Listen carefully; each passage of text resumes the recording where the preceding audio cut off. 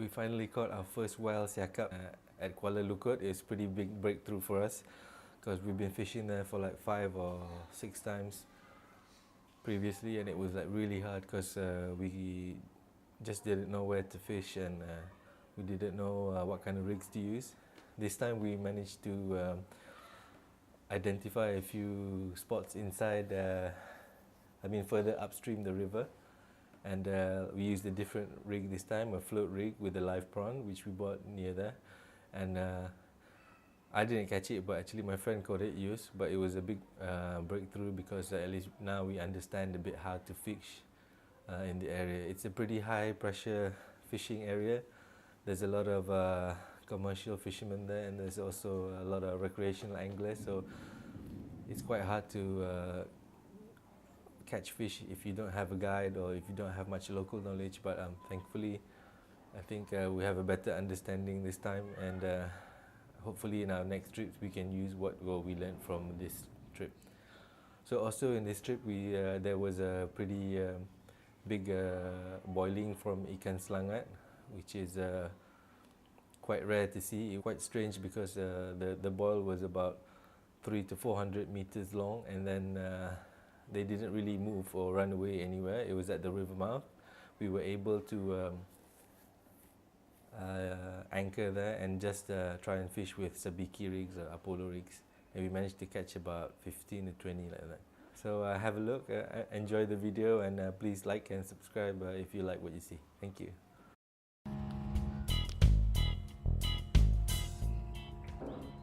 As usual, before we go fishing, we set up the crab traps first.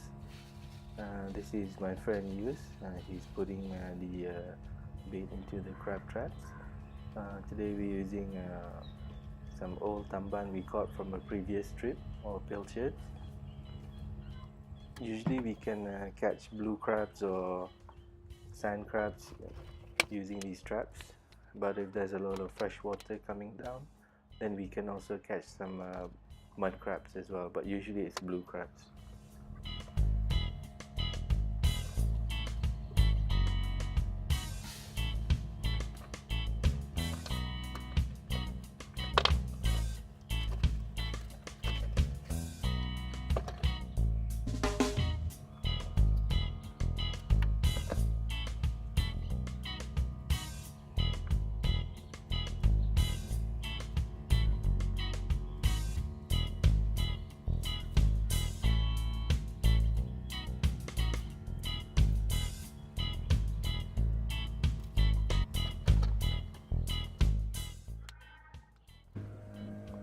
Okay, we're off going to set up the crab traps first before we start our fishing.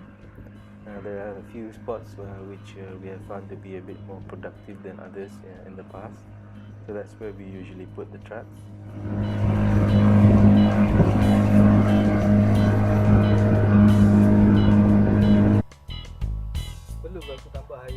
Okay, these are the live prawns that we're going to be using for bait today. You can buy them near the jetty near Kelong Mamut there. They usually cost about 80 cents for one, but you have to be careful that sometimes they can get sold out really easily, especially if it's a weekend or a public holiday, so it's best to book them in advance.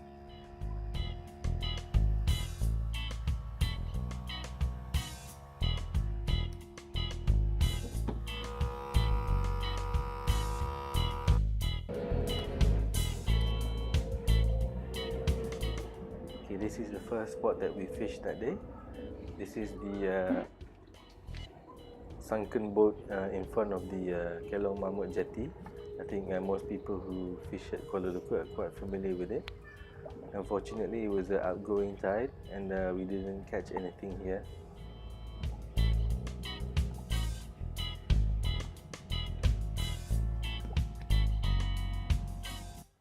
After that, we moved further upstream and into one of the tributaries, Sungai Tanah Merah if I'm not mistaken, and we fished the edges and small streams and maybe drains from the prawn ponds which are nearby, and Yus managed to catch this using a float rig with a live prawn.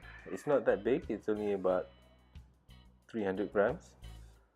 Unfortunately, we had to take it home because the hook went straight through its eye, and we didn't feel good to release it, even though it was pretty small.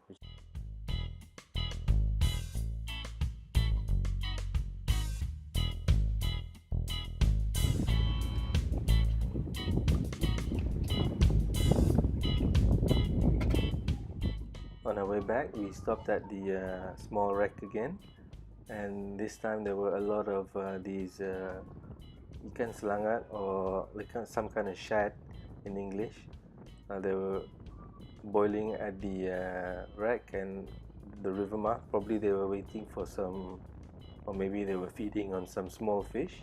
I'm not sure, because underneath this school of ikan selangat there were a lot of really small ikan sela kuning, and also baby queen fish about 2 inches long, and they're probably feeding on small ikan bilis or something like that. So we managed to catch about 15 to 20 of these ikan selangat using Apollo rigs, sabiki rigs. It wasn't that easy actually to catch them, maybe because the sunlight was fading, but at least we got to find out what fish they were.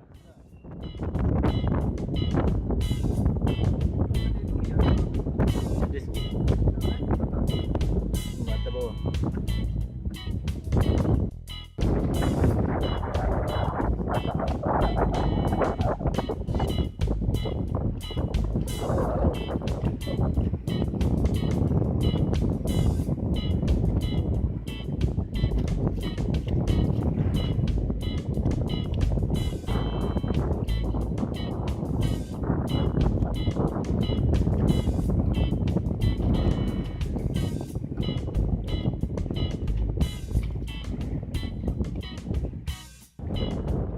Their boiling attracted a lot of predatory birds. I'm not sure if they were eagles or raptors or whatever, but there were certainly a lot of them. You can see in this video here.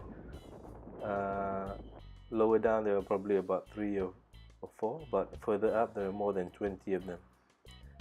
So here we are going to get our crab traps again. Unfortunately, we didn't catch anything, and we lost 3 of our crab traps. I'm not sure if they were stolen or they were swept away. So we're going home now. Okay, this is the ikan selangat which we caught. I've already fried them. You can fry them 2 ways.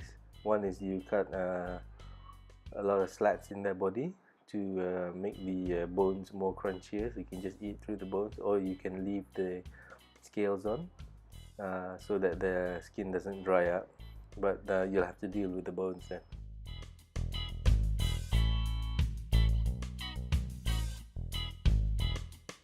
Okay guys, thanks for watching. Hope you enjoyed and maybe learned 1 or 2 small tips in case you want to go fishing in Kuala Lukut. As I said, it's not easy to fish there.